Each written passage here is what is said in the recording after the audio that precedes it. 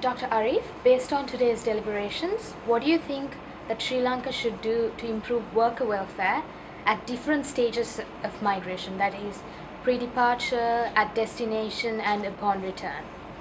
Thank you. I think for pre-departure, from today deliberation as well as the experience of other countries, and if you see the migration literature as well, two things are quite important. The first thing which I would like to mention is a good briefing of migrating workers and their families.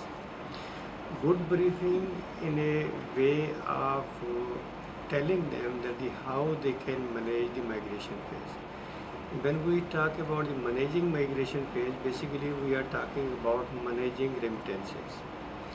That if family does not have a plan that how they are going to use the remittance money during the working period of migrant workers, and if all money goes to daily consumption, then nothing will be left for investment, and when that person comes back, money may not be there for his or her reintegration in the domestic labor market and this one. So the first thing is that the briefing of workers and families to manage migration, particularly remittance. And second is the recruitment system. There is a need to have, from the today deliberations, to have a exploitation-free recruitment system, particularly to reduce the cost. If the system is exploitative, cost will be high, and migration experience may not be good for the workers. These two things, recruitment system and good training and briefing of the migrant and their families, may be key for pre-departure phase of migration. Regarding the destination, I have a couple of points as well. The first thing is that the protection of workers. That the workers go over there, they have some clause in their terms and conditions. So I think the Sri Lankan embassy should be active to have a close contact with the workers, so their rights are protected. If they are exploited at the destination, then their migration experience may not be good for them to improve their well-being when they come back.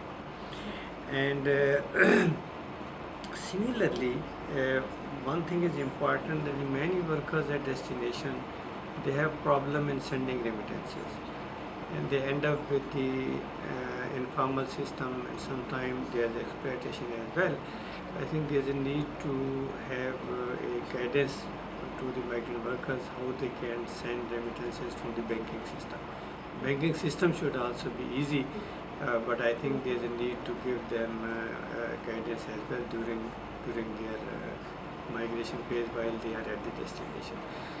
Through protecting workers, having a good linkages with the workers, particularly the Sri Lankan government representative over there, we can make this phase of migration for workers and for the country better. Regarding the reintegration upon return, there's several things, but I think the most important thing is that if workers have money when they come back, they may not have enough information how to invest them. And particularly if they are going to open up the new business or they want to become self-employed, there's a need to have a good information system to approach these returning workers and to guide them how they can make investment, particularly for business or to become a self-employment.